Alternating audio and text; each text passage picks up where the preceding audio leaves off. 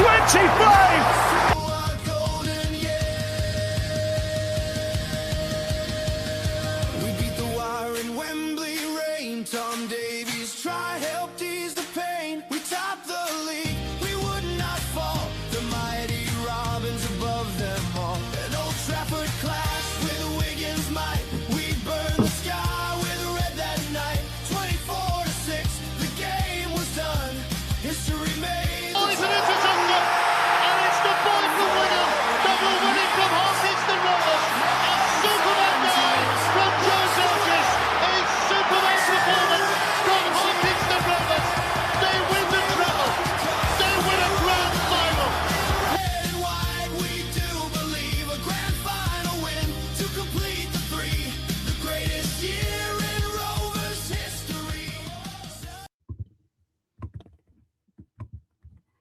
This week on the Robin Pod, it's a bumper edition and possibly the biggest preview we have ever done. The Robins are heading into what could be the biggest game in this club's history.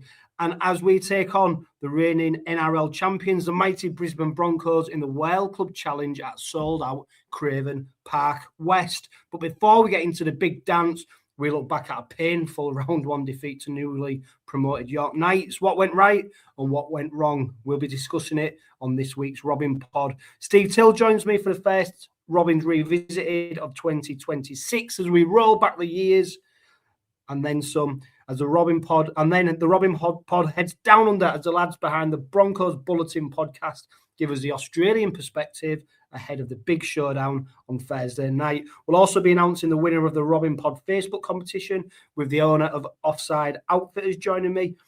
And of course, we'll be wrapping up this week's Robin Pod with all your questions in question time. And don't forget, the Robin Pod is powered by Budget Tyres Auto Centre, the only car specialist trusted by the players, club officials and supporters of Hull Kingston Rovers. And last but not least, I'm delighted to welcome Bazza Kingston as he gives his opinions on all things red and white. Bazza, welcome to the Robin Pod.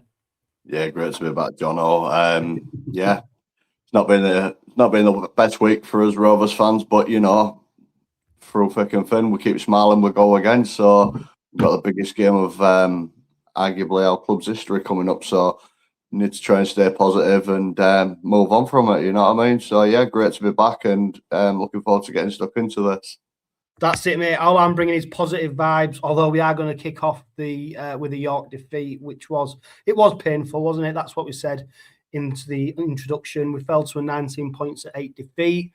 Not many tipped York to be the winners or victorious on Thursday night, but they found a way. Some of it down to the Robins' downfall and some of it down to their excellent play, but as an opening night goes, it wasn't what we was expecting. No, it wasn't. It really wasn't. I remember looking when they announced their 21-man squad, and I think the thing that made me nervous whilst looking at that, there was a lot of unknowns in that, and all I had in my head running into that game was back in 2007, and that it would not go away when we made our debut in Super League. And we did the unthinkable against Wakefield. Yeah, I know Wakefield didn't have the title of being, you know, the champions and whatnot, but I just had that horrible feeling, and I just thought it's going to be a test of character. We're going to have to really be up for this because A, of the unknown, and B, they've got an out to lose. They're going to throw absolutely everything at us. So, yeah, I had a feeling. I did back our boys, obviously, but it was never beyond the realms of possibility for me.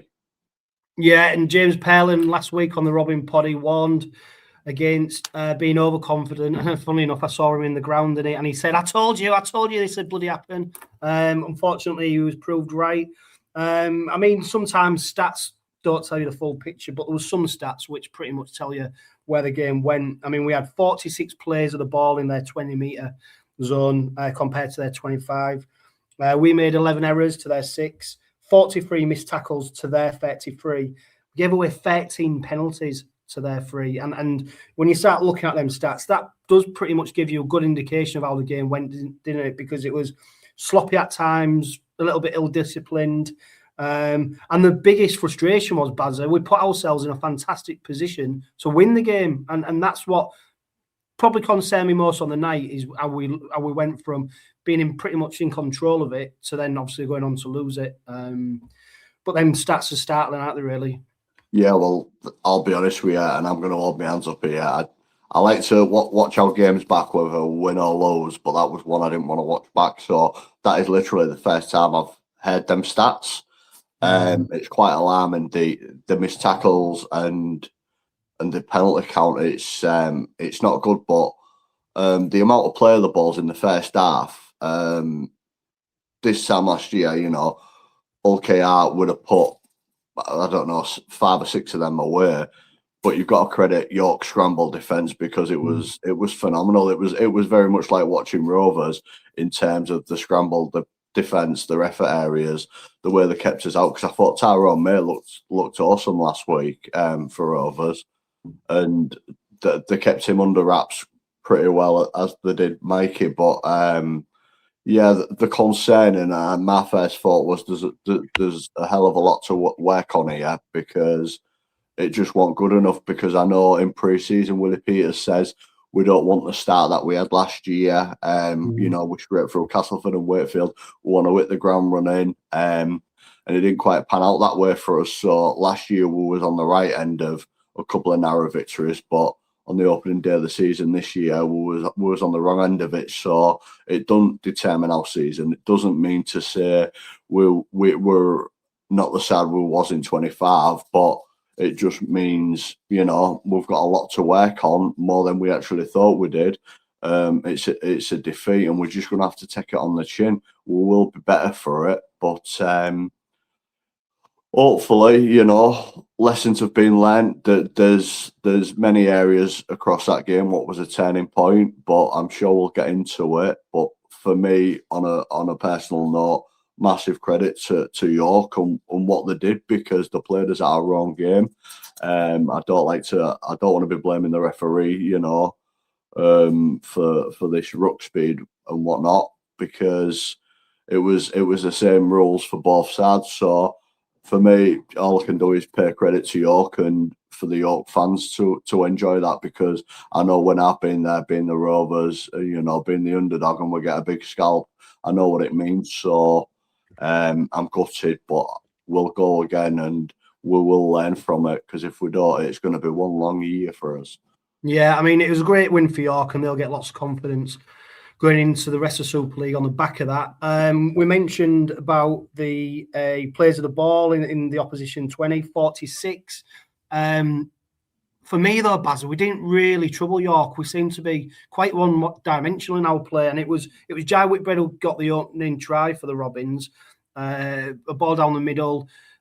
But we didn't really use our wing play was ineffective, and I thought there was a concerted effort, especially from Pet Hiku, for example, to drive that ball back into the middle of the field. And when you do that as many times as we did, I think we came a little bit predictable for York, and they had great scrambling defence, as you mentioned, but they found a way to shut us out, and because of that, we weren't able to really capitalise on that field position. And I think that was a frustration for a lot of people, is that whilst we had a lot of ball in really good position, we didn't see anything really that special coming out of the Robins. So it did make me think, was this a plan? Was this how we're going to take on Brisbane, for example, about, keeping the ball in the middle? And we saw Whitbread, so, making some big drives into there. Of course, don't forget, Dean Hadley missed out. He was a late withdrawal, wasn't he? So that meant Jack Brown got promoted from 18th man. But I would like to have seen just a bit more flair. And it was only when Jez Litton speeded up the game, things were starting to happen. Yeah, and I totally understand what you're saying, and you're absolutely bob on with it. But if you go back to the Challenge Cup last year, in the build-up to that, we was playing some of the best rugby us Rovers fans have ever seen, especially against the likes of Catalan in the semi-final. But when it comes to the final last year, the conditions was awful, and I've found, as Rovers, when the conditions are absolutely shocking, we go very much one-dimensional, whether that's a tactical willies or whatnot. But when the conditions aren't great, we tend to do the one-up predictable stuff and up to bully our way over. And I think that could be a problem. I don't think our outside backs was firing last Thursday. But we can't play like that against Brisbane because Brisbane would absorb that all day long. I'm not slating our pack, but we need to do some off the stuff things. I mean, Mikey made some great runs on Thursday. He was running the ball in like a prop, you know what I mean, on second receiver. So I don't think we do need to change it and mix it up and whatnot. But it's down to Willie whether he trusts the players to be able to handle it in the wet conditions, to be expansive. But yeah, I don't really know much what I can say on that. We was again predictable, and yeah, we learn from it. And sometimes we're just gonna have to roll the dice and see what happens.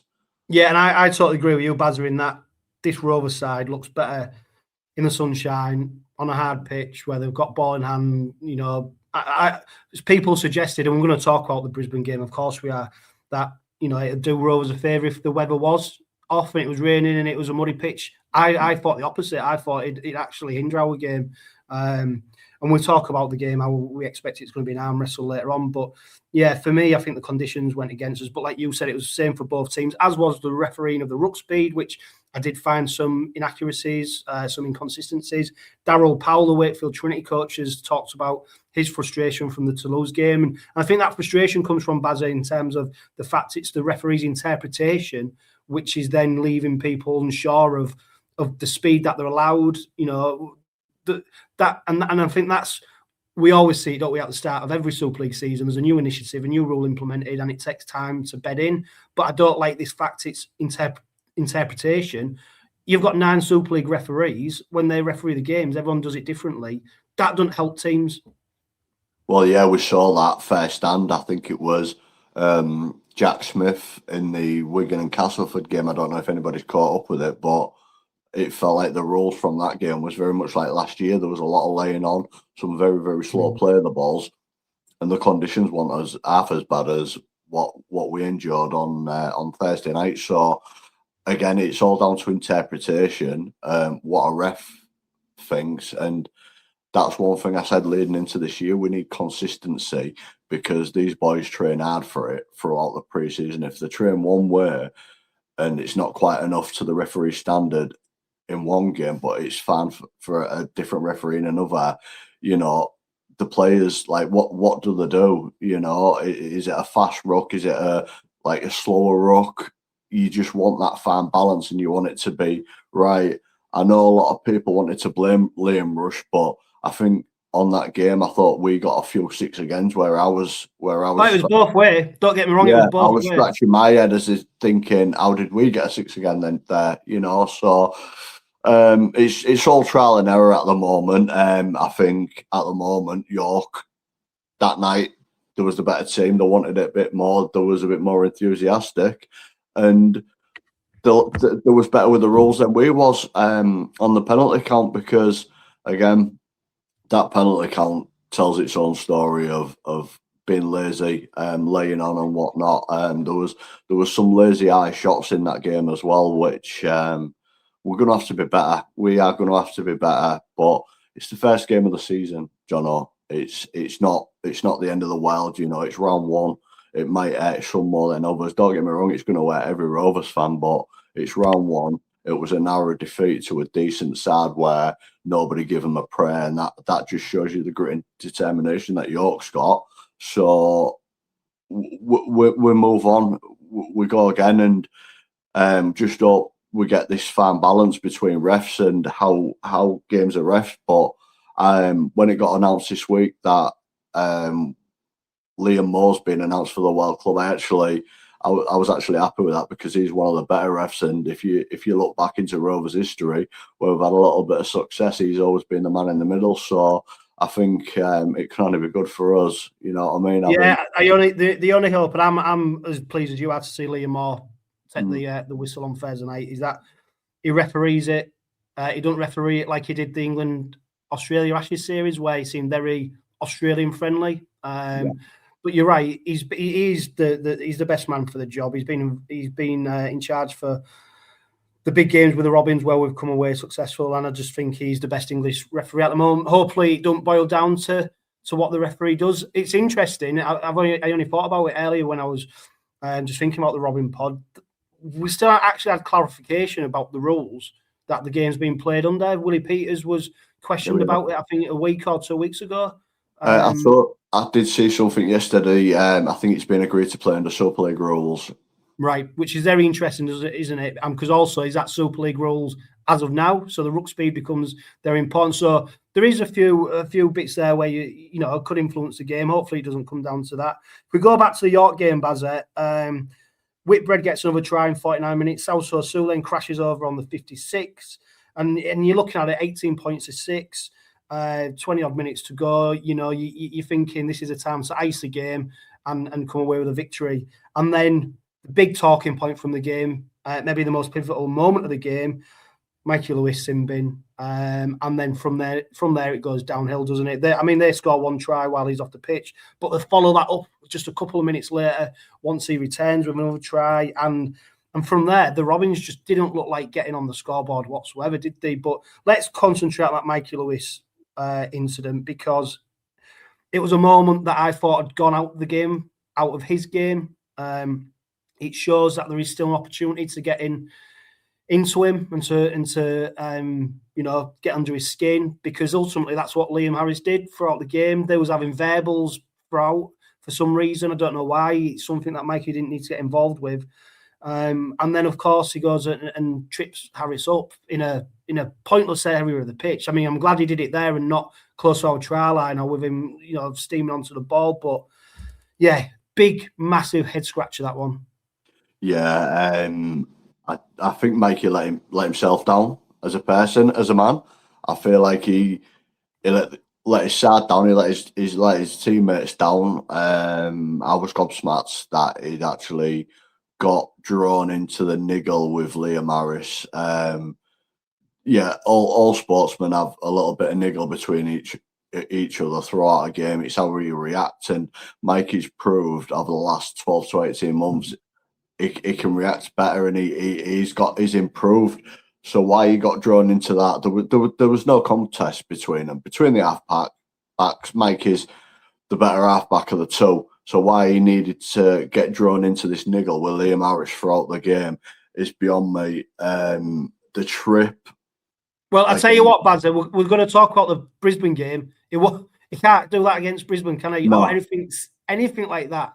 No, he's got to be fully focused on that game, because if he can't handle a Liam Harris getting in his ear, what's he going to do when a Reece Walsh is in his ear, who has got the talent to back it up? You know what I mean?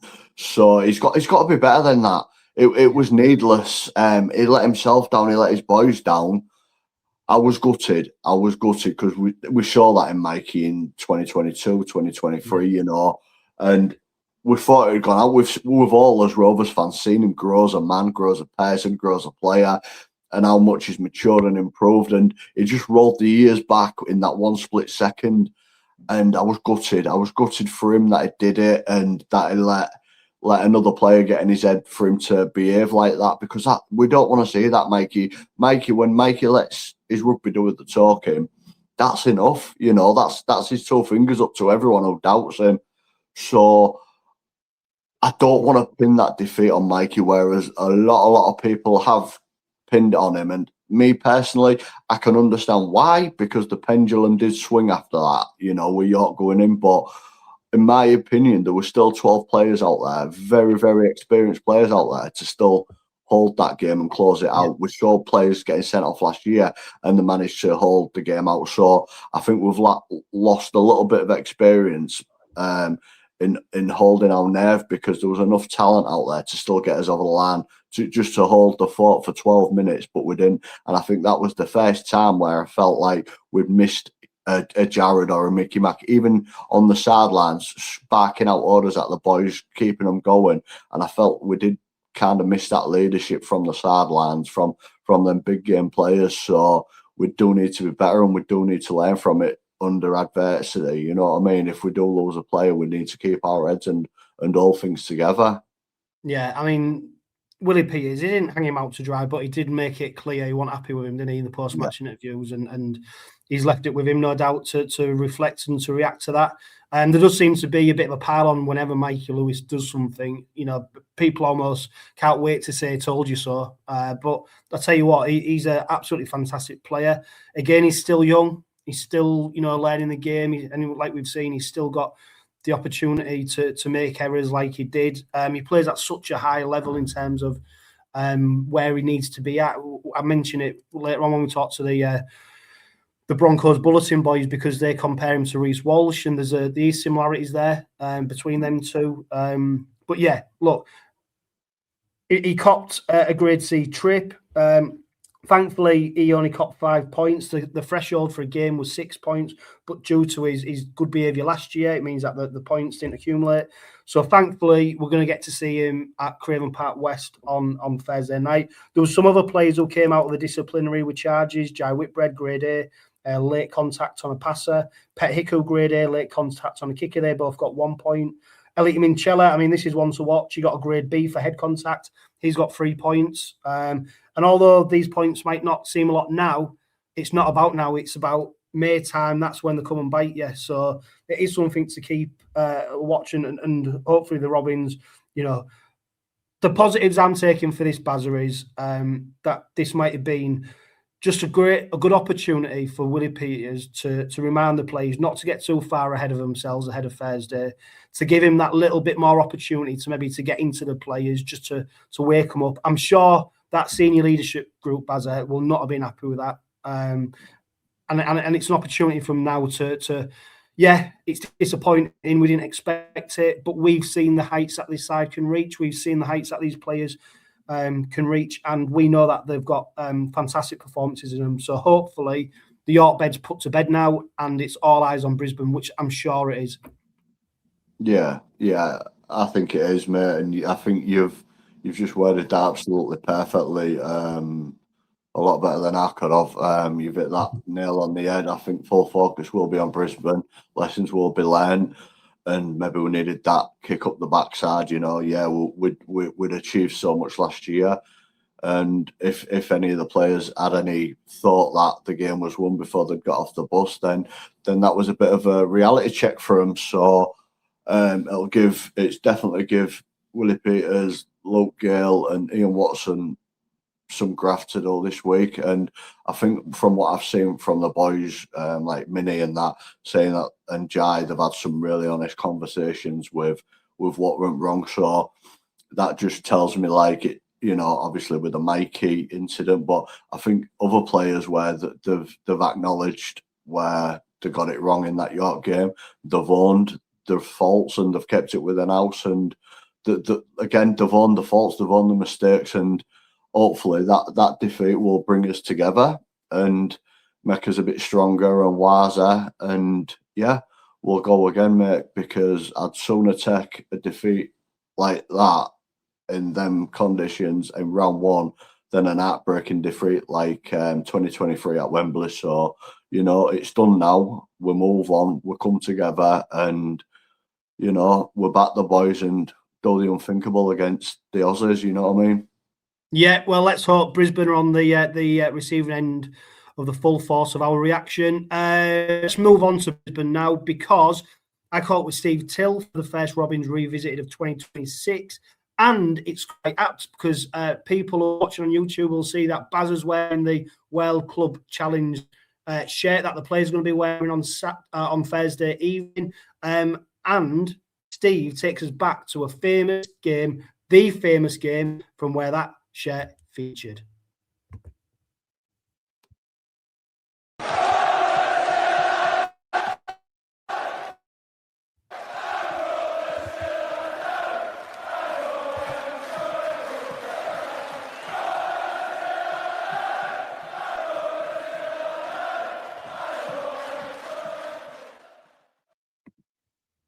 Steve, welcome back to the Robin Pod for the first time in 2026 for Robins Revisited. Where are you going to kick us off this time? Well, obviously we've got the Brisbane Broncos coming, so let's go down under and some of the successes we've had with visiting Australian teams. And the one that I go back to in 1967 is when Rovers beat Australia, the touring team, the Kangaroos, 27-15 at Craven Park, and a certain Roger Millwood made his name in that game, 3 tries, and the Australian captain, well-known loose forward Johnny Raper, who was well regarded, he said that was the best club side that he'd ever played against over here. So that was one in the bag for us. But the one most people nowadays will remember is the game against Queensland. Now, Queensland came over in 1983. Now, they just won the State of Origin, but this was not the State of Origin team, because a lot of the Sydney teams had Queensland players playing for them, and they wouldn't let them come on this tour. So, but it was still a strong Queensland team led by Wally Lewis and coached by former Rovers favourite Artie Beetson. And most of the 6,383 spectators, myself including, we turned up expecting Rovers to face a dazzling display of rugby skills. However, what we got was nothing short of thuggery and aggressive violence from the visitors. And it was aided by probably the most inept refereeing I've ever seen from Robin Whitfield. The first 30 minutes were horrific. It was a torrid encounter, and Rovers found themselves 6 points down, three penalties from Wally Lewis. But not only that, but we found ourselves with 3 first-choice players down. In fact, they had a prior arrangement to have 4 substitutes. In those days, it was 2. And if that hadn't been in place, I think the Robins might have raised the white flag and just surrendered unconditionally. It was during the 30 minutes the Rovers lost prop Roy Oldstock and hooker David Watkinson, who were carried off before the standoff. Steve Hartley was led off with a broken arm.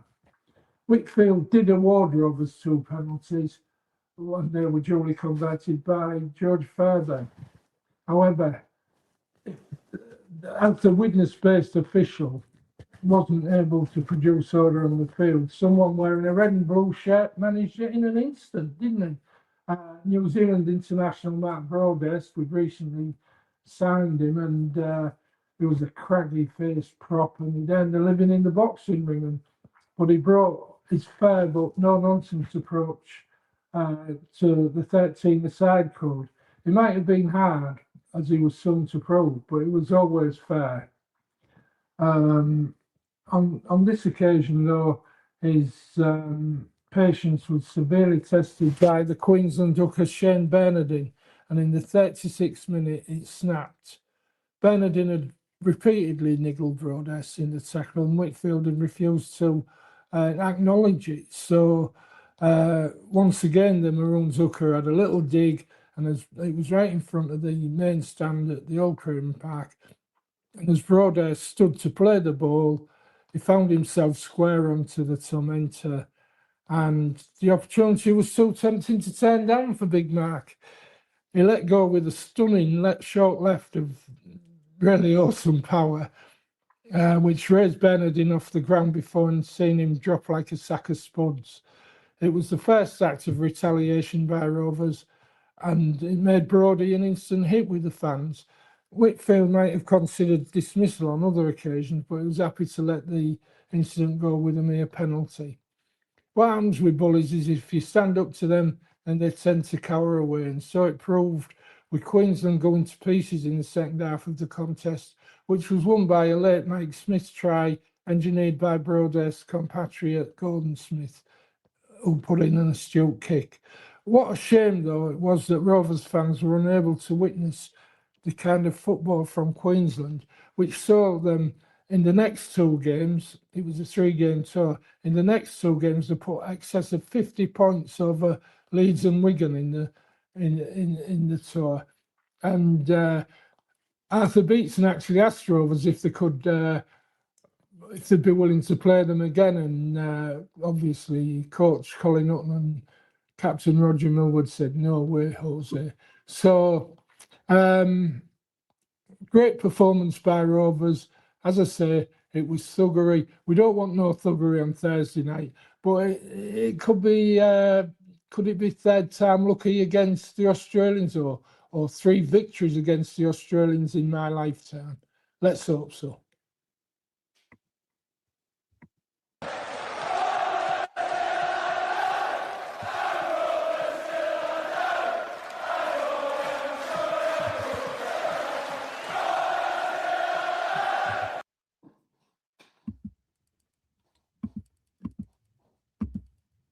Bazza, Steve's evoking some fantastic memories there, and it's a level of performance that no doubt we'll need to reach come Thursday night. Now let's get into the game, because it's mouthwatering, isn't it? Every day there seems to be more coming out. The press down under and up here are really building it up now. We saw the press day at the Craven Park West on Sunday, I think it was, where the players got the opportunity to speak to the press and give their thoughts on the game. The Brisbane Broncos put in a really polished performance, didn't they, in terms of their, you can tell they're well media trained and the right on key for all the messages. What was interesting in what came out of it is when, I can't remember, the spoke to Adam Reynolds, and he said about the fact he did consider joining the Robins. He talked about his great friendship with Willie Peters, and if he was to come to Super League, it would have been with the Robins, but he's got a young family that he don't want to leave behind. He'd have to come on his own. But I do remember early on, I think last season, there was Reynolds' name being touted about. What it does show you is, though, that the ballpark we're in now for players and you know, the opportunities we now have based on not only the club success, but Willie Peters' relationships with people as well. So it's interesting, because he joked, didn't he, that he could have been facing Brisbane if he did make that move on Thursday night. Yeah, I thought Adam Reynolds held himself really, really well, and he answered that question really good, really positively.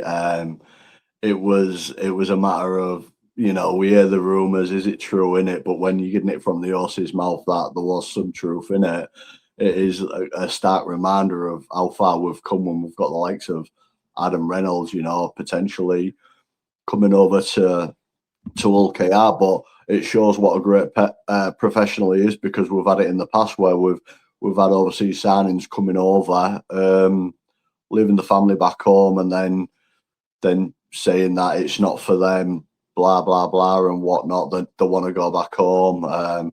Whereas Adam Reynolds had not only his family but his club, you know, at the top of his thoughts. Like he couldn't do it. He's got a young family. He's a family man, and the way that we've built ourselves, we're a very family-orientated place to be. You know, Willie Peters likes to bring the families over, get them settled in, and Adam obviously didn't want to uproot his family, so he didn't want to. The club probably didn't want to disrupt Adam and his family, and it would have been too much for Adam to be away. So Adam made the right call, not only for him, his family, but for our club at the time as well, because he could have quite easily taken a decent payday from ourselves and tested himself in Super League, but he put his family over everything, and it just shows what a great person he is. Them interviews I thought was fantastic. I didn't realise how softly spoken Paddy Carrigan actually is, because you won't think it when you look at him, would you? But again, he's another one who's never said never to trying his arm over in the Super League. You know, whether that comes off or not, I won't mind seeing him in a Rovers shirt in the future. But no, there was really insightful interviews. I really enjoyed them, to be honest with you. Yeah, we're going to dig into the specifics of the game very shortly, Bazza. But before we do that, I caught up with the boys behind the Broncos Bulletin.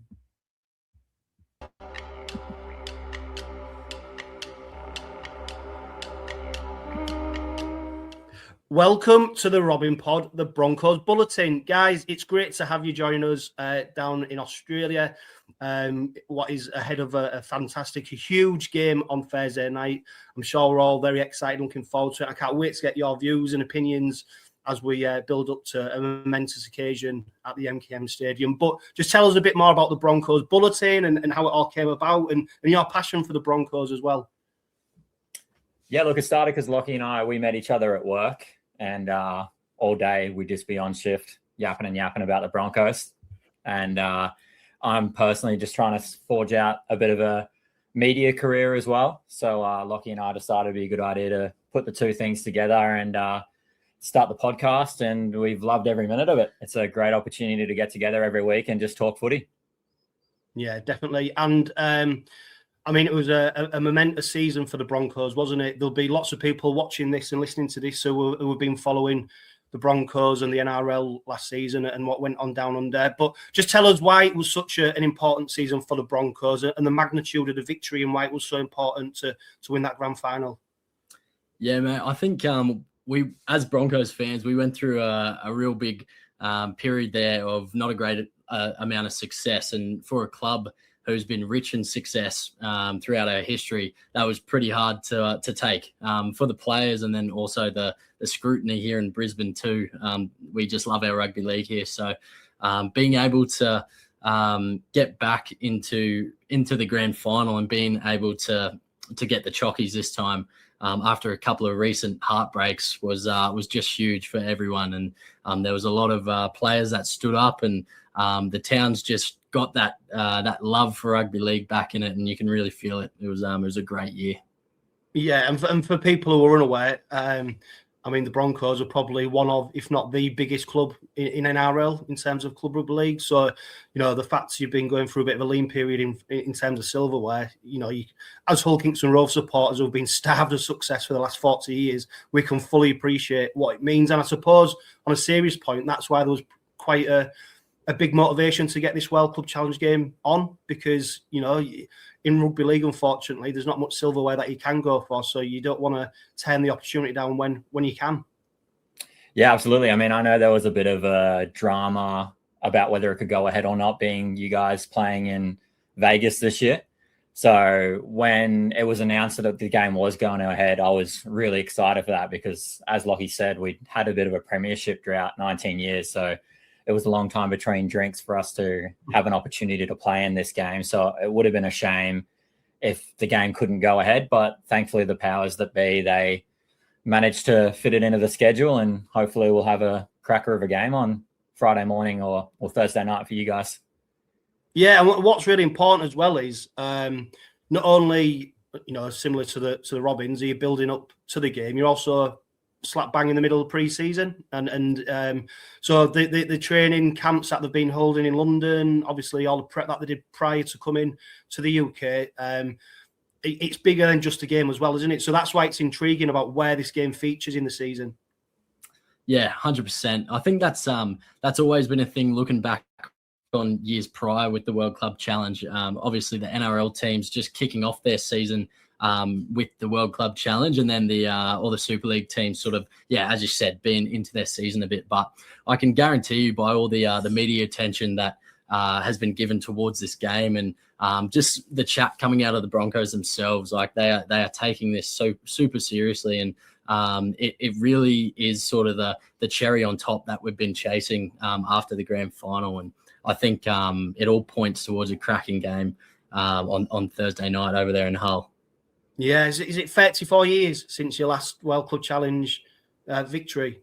Yeah, 34 years. So, I think the boys are chomping at the bit to, as you said, get a little bit more silverware there. And, as you guys over in Hull would be chasing as well. Yeah, and I suppose it's these games, whether you're in the Northern Hemisphere or Southern Hemisphere, which, winning grand finals, league leader shields, etc., makes you into a great. These games make you into the immortals. These are the ones that people really remember for a long time. And then, of course, I think Penrith, they didn't manage to win the World Cup Challenge during their recent success, did they? So this is a great opportunity for the Broncos to do something that somebody else didn't do. Yeah, absolutely. I mean, we're pretty big Penrith haters here, having gone through and experienced the 2023 grand final. So that might have been the one occasion in which we watched a World Club Challenge and may have been rooting for the English team. But absolutely. More interestingly with Penrith is they had an opportunity to play a World Club Challenge game here in Australia and still couldn't get the chockies. So there is, that extra element Australia teams normally have of needing to play and win in the English conditions, which our boys will need to front up to this week. But it's just another kind of hurdle to overcome and just makes the victory, hopefully, that even more sweeter if we get the job done. Yeah, and I've seen on a few podcasts some of the ex-pros saying this is almost Super League versus NRL. This is England v Australia. But I can assure you, there's plenty of people in this country who'll be quite happy to see us lose. I think on the back of the treble success and then the chance to go for another trophy, not least the fact that we're playing at our cross-city rival stadium to host a game, 24,000 capacity, 25,000, sorry, going to be full, and there will be a number of that lot in attendance supporting the Broncos. So it will be an intimidating atmosphere, no doubt, prior to kick-off and them early moments. But the Broncos probably will have a little pocket of support. Is there many coming over from Australia as well for the game? Because I mean, it is an expensive trip, isn't it? It's a big undertaking if you are to do it. Yeah, 100%. Long flight over to England, but from all reports, there's been a lot of traction with the packages for the travelling supporters. So I wouldn't be surprised if we've got a nice little contingent over there in Hull. So and our supporters are pretty loyal. So usually we travel pretty well. So we've got deep pockets too. That's true. Some of us do have to. I don't know. Not us. Not the two of us. No. Us, other Broncos fans. That's right. Very true. Yeah, and going back to the size of the club, there will be a number of supporters over here who will remember the glory days of the Broncos, and of course, started supporting them. I think everyone over here has a favourite NRL team, and there's no doubt that Broncos will be featuring heavily in that. So, look, it's going to be a really interesting encounter. When you look at the players who did really well for you last season, of course, then going into the Ashes series, who are the players that you're looking forward to seeing, and who you think will stand out on Thursday night? I think the obvious answer is always going to be Reece Walsh. He's definitely our most electric player.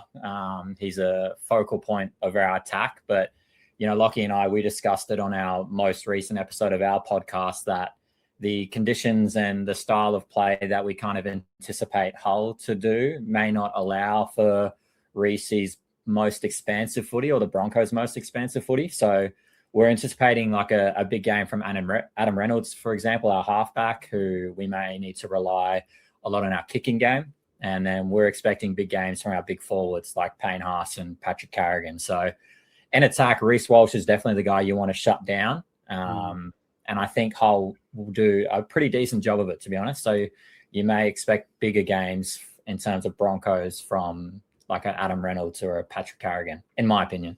Bucky, I think, holds a pretty similar opinion. Yeah, I'd say same thing there. From that recent Ashes tour that we all watched, I think Katoni Staggs and Shibasaki on the centres, they're always quite powerful. So I think coming into the defensive line and playing some short, sharp footy, we could see those guys explode. Yeah, I'm just going to give you a real short lesson. So for future podcasts, Hull are the black and whites, Rovers are the red and whites. So we're never referred to just as Hull. It's always either Rovers, Hull KR, the Robins. So if you call us Hull, it's like calling us something. Yeah. So but if you don't know, you don't know, do you? That's it. So just in case you ever do encounter any Rovers fans and you start calling us Hull, you might not be warm. Yeah, we don't want to upset anyone, so mate, that is handy knowledge. Right. So what do you guys prefer to be referred as then? Like your Robins? Traditionally, I mean, the Hull KR stands for Hull Kingston Rovers. Yeah. In the modern era, the Kingston Rovers bit sort of been diminished, and it's now Hull KR. They've sort of shortened it, branding, all that kind of stuff. A lot of people though just refer to us as Rovers or the Robins. That's what most people would say to us. But you're not the only people, because I've seen some of the journos down in Australia as well referring to us as Hullers. And it's such a small point, but we're so parochial sometimes and protective of. No, I get it. Yeah. But no, if you look to Brisbane, if you had to say about like a style of play or how you think they're going to approach the game on Thursday, what could we expect? I think we were talking about this before, and the typical English conditions, I think, will play heavily into the game plan that we. To be fair, the weather's not looking too bad for Thursday. I think we have had some wet weather. The grass has been really muddy and stuff like that. It's been horrible. But these next few days, I think we're expecting to see a bit of a calmer, maybe not as windy and rainy, which may play into Broncos' hands. But on the other point as well, I don't think the Robins would want to play in them conditions. I think they're like, the Rovers come into their own in the summer months when they get the hard pitches, they're able to speed up the game. So that's why it'd be interesting, because I think both teams actually might prefer the weather to be calmer rather than Rovers trying to get the Broncos into a bit of an arm wrestle. Interesting. That is interesting. 100%. I think, well, as you know, the Bronx are quite expansive in the way that when they play their best footy. So, if Hull KR can Brilliant. So if they can play their best footy and we have great conditions, I think that'll just add to the theatre of the game, and hopefully we can get a really fast, exciting game of footy. I know, I was looking into Mikey Lewis before, and I know that he can play a lot of that off the cuff, quick, fast, momentum style of football. So, really, really keen to see how he goes. Yeah, I mean, the Robins, since Willie Peters has come in, he's created a real structured game for us. You're very unlikely to see us playing any expansive rugby in the opening 20 minutes. I think they play for the moment, so that it's all about staying in, 4 to 6 points if they're behind, knowing that as long as they keep going and stick to the process, that someone like a Mikey Lewis can come up with that magic. Someone like Tyrone May just come out of something out of nothing. You only had to see the Challenge Cup final victory where we scored in the last couple of minutes, a kick from Tyrone May, Tom Davis challenging for it, and the try comes and we end up winning the game. But it's all about sticking in the game. So, there's no doubt, I think, if you get into a lead, it becomes very difficult. But I think it is going to be an arm wrestle game. That's what I'm hoping. And that's what I'm hoping from the fact that it is your first game of the season as well. They've not been involved in any trial games. And of course, some of the players have had a shorter pre-season due to the Ashes and being involved in that, and the other internationals down in the Southern Hemisphere. So, yeah, that's why I think there's a little bit of jeopardy. It's not as clear cut as saying, Brisbane are the better team, for example. I do think there's a bit of jeopardy there that makes it all that more exciting. No, I feel like there's always the perception, or there's always the narrative when it comes into the World Club Challenge that it's clear that the Australian team is the better team. But then you get into the game itself, and like if you look at the overall head-to-head record of a World Club Challenge, I believe it's pretty 50-50 in terms of whether an English team or an Australian team wins. So there's always a narrative going into the game that the Australian team is going to win pretty easily or should win pretty easily. But more often than not, it's not the case, because it is difficult timing for the Australian teams when, Hull KR, you guys have played a couple games, whereas the Broncos, the best we've had is a little trial game against the London Broncos. So, having that match fitness, but also that kind of cohesion that you get having played a couple games, the Broncos don't have that luxury. So it is a challenge, definitely. But I think the boys will be up for it, knowing Madge's coaching history with the World Club Challenge. He knows how to prepare for it. He had success when he took the Rabbitohs over. So I think we've done all the right things to prepare in terms of getting over there a little bit earlier, adjusting to conditions, getting over the jet lag. So I think we'll be ready to go. And I agree with you as well. I think it'll be an arm wrestle. And I think it's just whatever team adjusts the best once the arm wrestle's kind of over during that kind of early period of the second half. Well, rugby league's a funny game, right? You can have all the players and star power in the world and the big names, but until you cross that white stripe, and it just comes down to attitude and who wants to win the game. So I have no doubt that both teams will be heavily up for it, and we'll see a good product put on the field. Yeah, and our first game of the season against York was a perfect example of that. We were going into that as heavy favourites.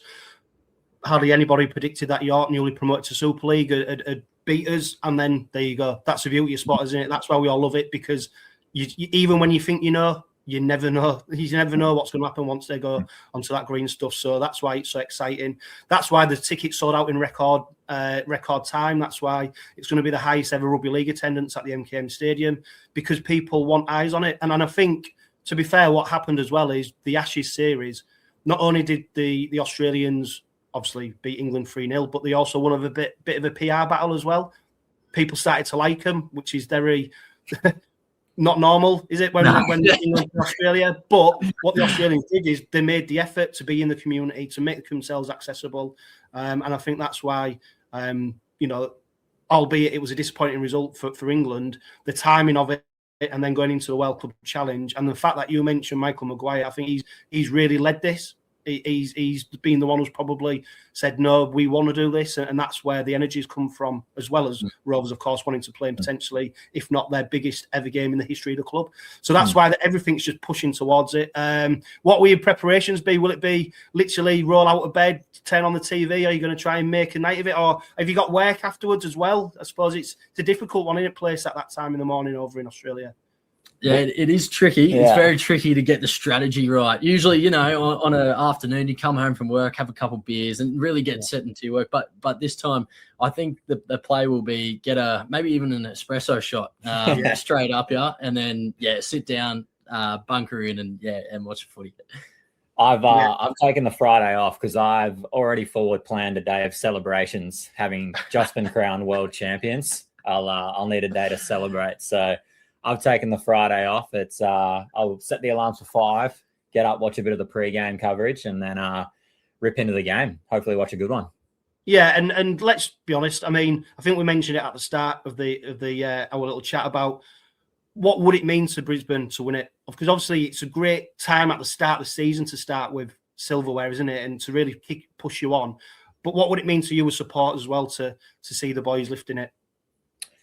I mean, it's having just won the grand final, it's important to sustain this period of success now. You want to, I guess, make a legacy, make a name for yourselves. And it's also just cool to say that you're world champions, that you don't get many opportunities to fight for that title. So I think it would mean a lot. The grand final, that was still the ultimate kind of holy grail for us. And this, as Lockie said, would just be a nice cherry on top. But the title is still very prestigious, and we don't want to undersell that. Yeah, I think with our squad coming, we've been building for a little while, and we're still quite young. So the question mark's always been, can we sustain success? So I think having won the premiership now, it's a really crucial period for this group's legacy onwards from here. So if get a piece of silverware that we've been chasing for 34 years.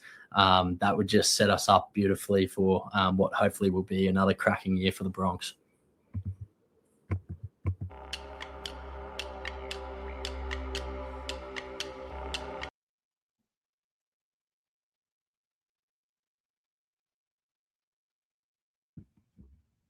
Bazza, it was great to hear from the guys behind the Broncos Bulletin, and it was a really important conversation because it left me in no doubt whatsoever what it does mean to the Broncos as players and as supporters.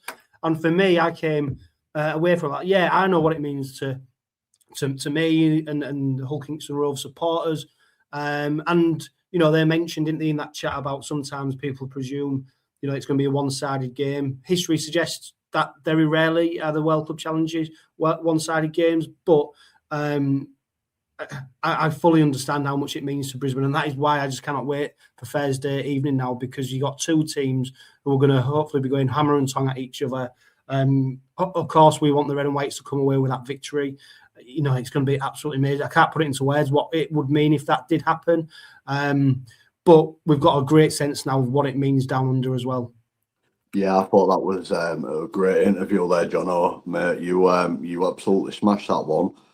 What I did find very interesting, because we see a lot of the media, interviewing players and coaches asking the same questions, but to hear it from a fan's perspective of what it means to them, there's always been that myth of the Australian sides don't really take this seriously. It's more of a bit of an exhibition match, but you can see from a Brisbane fan's point of view of what it means to him. One of the chaps taking a day off for hopefully a day's celebration for him, because it means that much to him. 34 years without a trophy, so it shows that they're taking it as seriously as Hull KR and as any English club who gets the opportunity to play in it. So it's just sort of going against that narrative that's been created over the years about the Australians not taking it seriously. Well, listen to the fans, they do take it seriously, and it does mean a lot to them, probably just as much as them as us, because they want to start the season as arguably, world champions. They've done the premiership, and we want to really kickstart our season as world champions, and there'd be no greater feeling than going to Vegas not only as the treble winners but as World Club champions. So I think the passion and the desire for both sets of fans is very much there and alive and kicking. And with a bit of insight there that there's quite a few Brisbane fans coming over shows what it actually means to them. It's not just a trip to England, because nobody wants to come to England this time of year. So it just shows what it means to the fans. And I think Mags has made it crystal clear what it means to him and the Brisbane side. So I think that's what's setting it up for a cracking game. And everybody's writing OKR off. I'm under no illusions. We're going there maybe slightly underdogs, maybe heavy underdogs.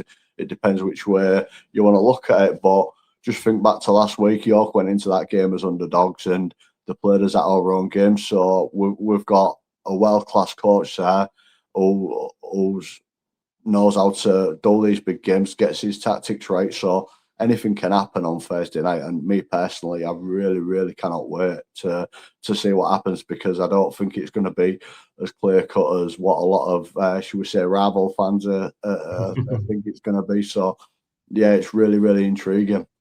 Yeah, I mean, Willie Peters, he's done something a little bit unusual this week, hasn't he? Because he's announced the side for the game 2 days early. Of course, normally would be expecting the squad announcement. He's gone a step further by actually announcing the team. Now, the team is as it was against York, apart from Dean Hadley and Tom Amon are included, with Jack Brown dropping back to 18th man and Jack Broadbent dropping out the squad altogether to play.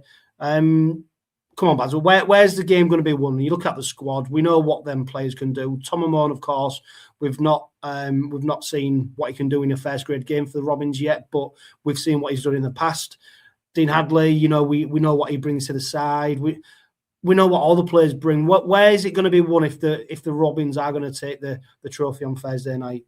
I think it's all can hold the nerve. I think where it's going to be won is discipline and Jez exploiting them alls. It's easy to go very one-dimensional and put it all on Mikey. It could be the difference, but my opinion, if our forwards lay the platform and we get that quick play the ball in the ruck, I think the game breaker could be Jez, because in my opinion, I think Australia was a little bit shell-shocked by Jez Litton in the Ashes. It was phenomenal, and he's only grown as a person, as a player, and he's only getting better. So I think Jez could be the difference, or could really turn it for us if our forwards lay the right platform. We hold our nerve and we hold our discipline.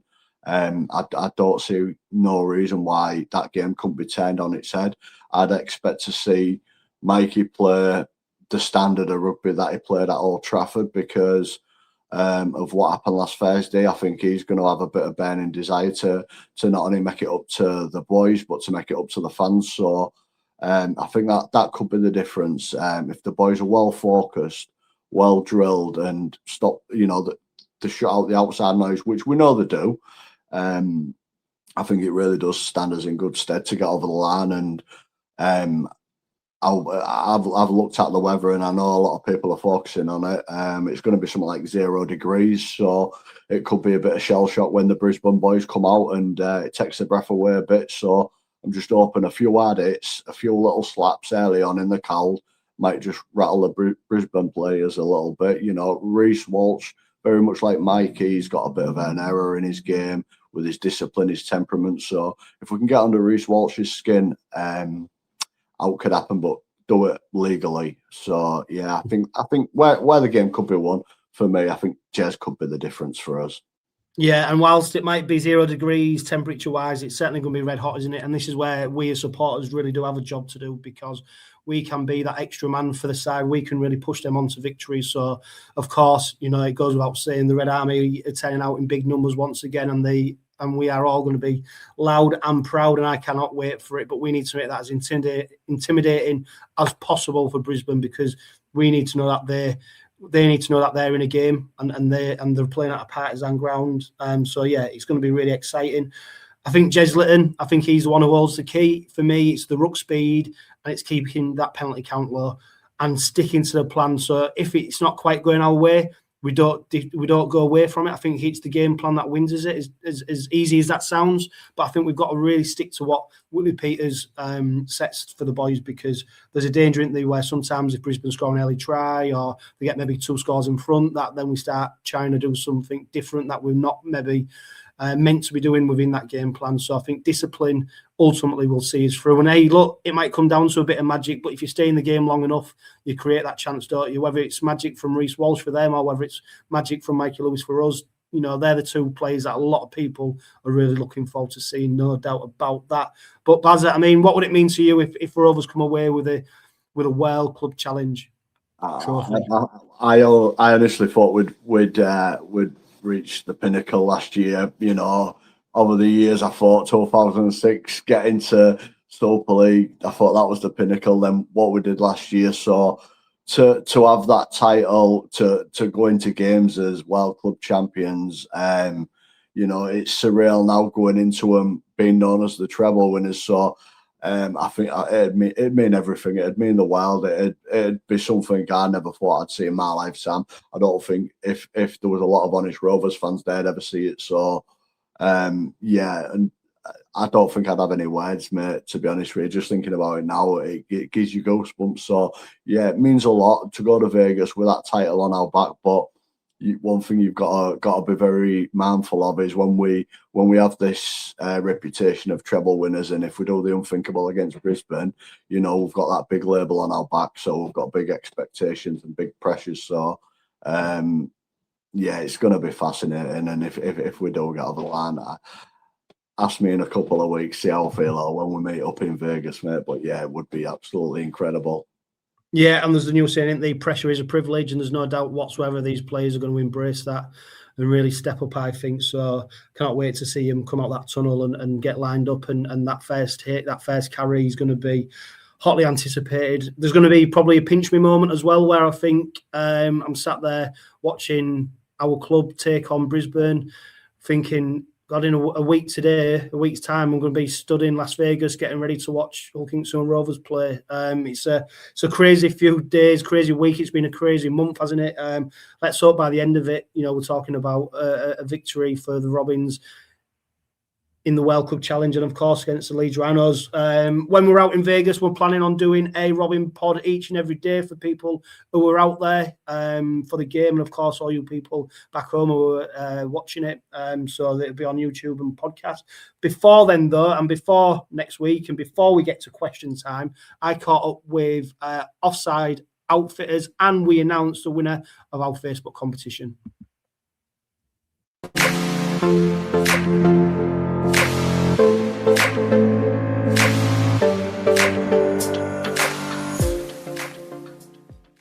Chris, welcome to the Robin Pod from Offside Outfitters. Now, people may be aware that we've been running a competition on social media to win a merch bundle.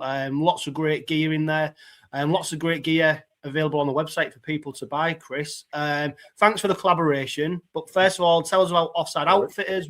How did it come about? What's the inspiration behind it? Yeah, so we started this year, January.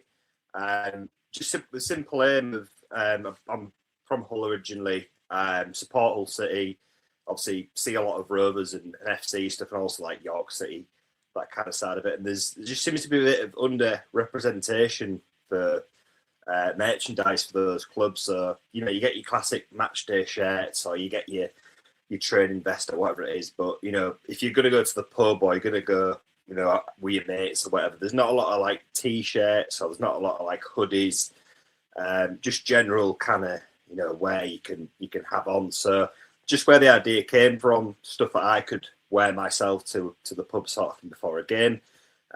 So yeah, I started that in January 2026, mainly as a bit of a hobby rather than like a money making thing, if that makes sense. So the stuff that I kind of design is a bit in keeping with the culture of the team. So maybe like the chants, or, you know, players who play for the teams, just for the simple aim of giving fans more things to wear to go to games, or if they're getting, I don't know, dad a gift for he goes to the game all the time, you know, instead of just getting him the shirt, you know, they could get him something else sort of thing. So yeah, just the simple pure aim, just to give fans a bit more options or more options for them to wear to games and to support the teams, really. Yeah, and I'm wearing actually one of your t-shirts now. It's a Las Vegas one, which I'm really looking forward to wearing next week down on the strip in Las Vegas. So hopefully lots of people are also doing the same thing. Tell us about the Rovers line, merchandise line that you've got and what people can buy. Yeah, absolutely, mate. So we've got obviously the Vegas one, which we're wearing. We've got the men's Vegas one, and we've also got the ladies one. So 2 different characters, obviously, on the front. We've also got another Vegas T-shirt, which is more just says Rovers in the date sort of thing, if you're not really into pictures. We've got a few items which kind of celebrate last year's success, obviously the treble. So fans obviously wanting to get behind the team for the new year can get, obviously show the pride for the team through that. I've also just got a few T-shirts for the players. So there's a few cartoony kind of figures which are designed and which obviously you can get as well. Hoodies, T-shirts, caps, there's a real range there. So, you might not be able to wear a T-shirt in the winter, obviously, but you can wear a hoodie, or gets to the summer and you want a cap whilst watching the game, and it's there as well. So yeah, it's a real range. We do youth sizes as well. So, if you're going with your lad to the game or whatever you might be doing, you can wear the same shirt together, which is quite nice as well. So yeah, just a real range of products we've got. That's kind of my first release. I'm planning to give it a couple more weeks and then start to release a few more bits on the site. But just wanted to give fans, obviously before the new season kicked off last week, wanted to give fans a few bits which could get on sort of thing.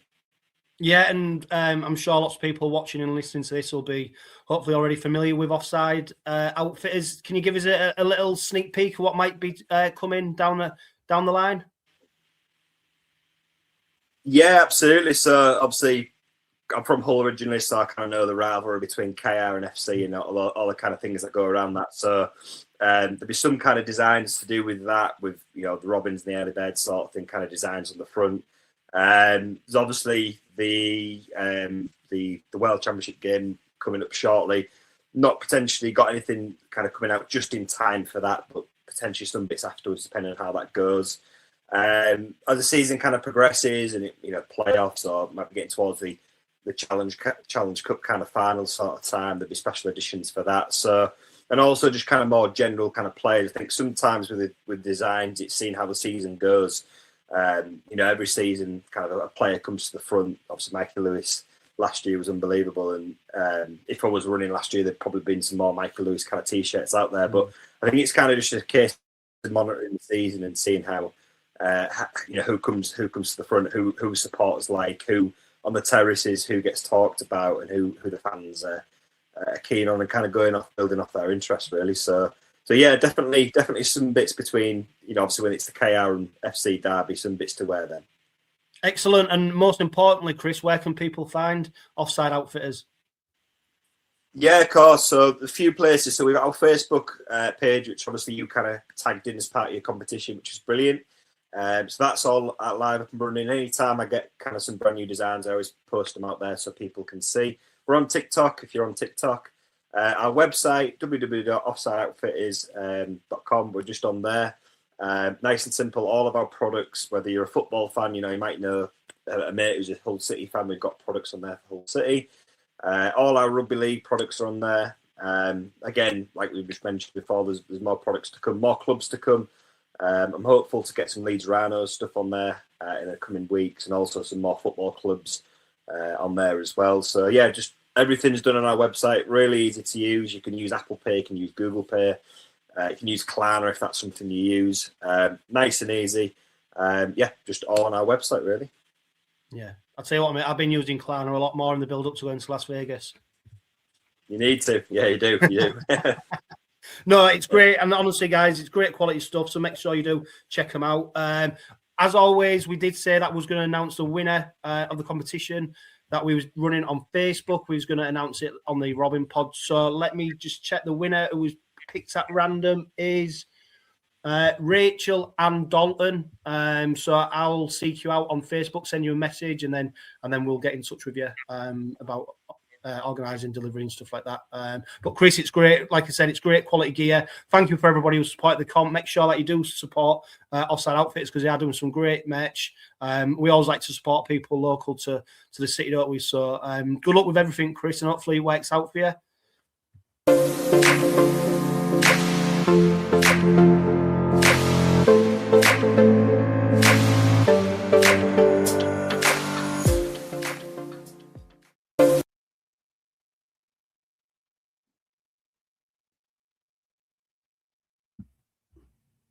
As always, we finish with question time on the Robin Pod. We've only got a couple of questions this time, which surprised me. One of the big questions, though, is from 198 Robin on Instagram. He says, how gutted are we to see Jack Broadbent in the reserves for the World Club Challenge?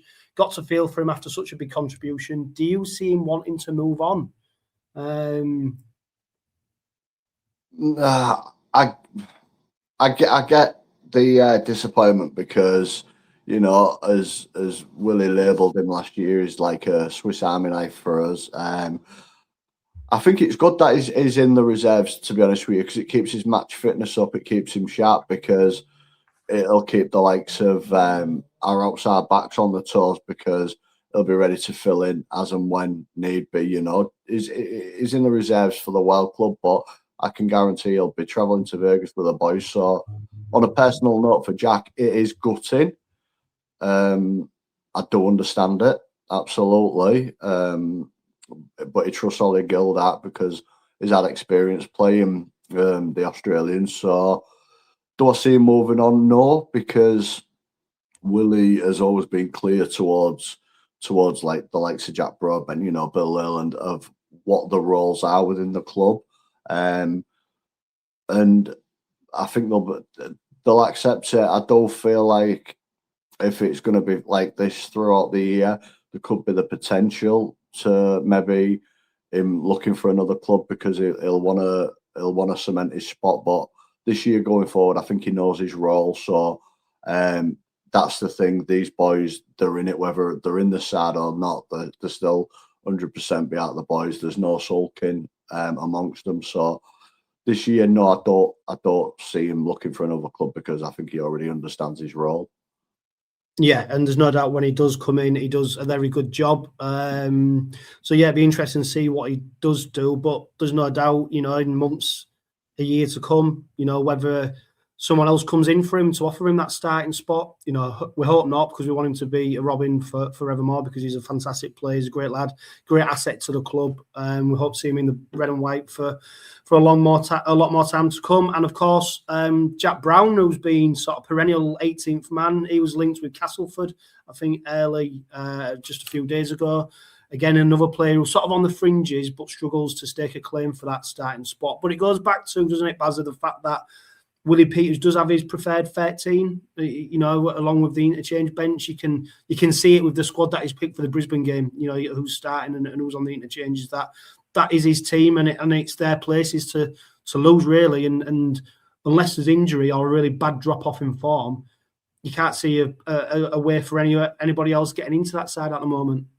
Yeah, 100% agree with that. I'm a bit good because, you know, he's a bit of a guilty pleasure, is Jack Brown. I really like him. His effort, his work effort, his attitude is second to none. He's a KR boy through and through. So if the rumours are true, I will be sad to see him go. But I don't know, but wish him all the best. But again, it's down to Willie Peters in who he's fixated on his starting lineup. And you know, Jack's coming to the peak of his career, where he wants to put his skills on show on a regular basis. And if that's not with the Robins, it's for another club. Then, you know, can only wish him all the best. I think what could potentially be holding Jack back a little bit is maybe his size. I'm not 100% sure. I don't know the ins and outs. But if he was to go, I would be a little bit gutted because, yeah, he's an East Hull boy. His full family's East Hull, so it'd be an awful shame. Yeah, and let's finish with a great question from Julie Rodman, because it's something that'll be affecting everybody right now, Bazza. She asks, how's everyone's nerves doing? Are we all well excited for Thursday's game in what could be our biggest game in the club's history? What about you, Bazza? My nerves are all right at the moment, but I tell you what, come Thursday, that's where I think it's really going to hit. And then come 7:30 p.m, kick off. Yeah, that's when it's the reality, isn't it? And that's where I think the nerves will really kick in. Yeah, for me, I feel like very much I did when we went to Old Trafford. Really, really calm. Just going to enjoy the occasion, because as a Rovers fan, you don't know when it's going to come round again. So I just want to enjoy the build up, enjoy the occasion. At kick off, I might feel a little bit different. I might be a little bit more edgy, but no, right now I'm enjoying it. I'm enjoying all the stuff that's going about on YouTube, the exposure to our club, the game that's coming up. I'm fine, mate. I'm comfortable.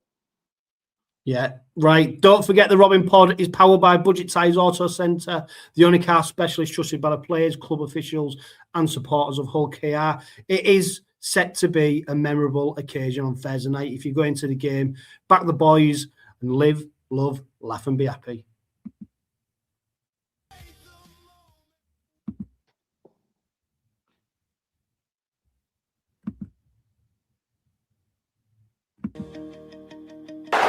Years of hurt in the Challenge Cup! 40 years of hurt as a team! Hull KR have won the Challenge Cup in 2025!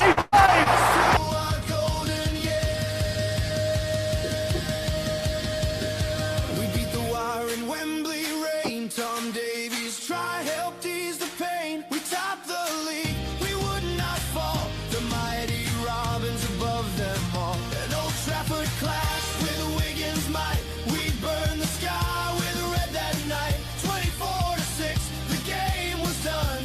History made.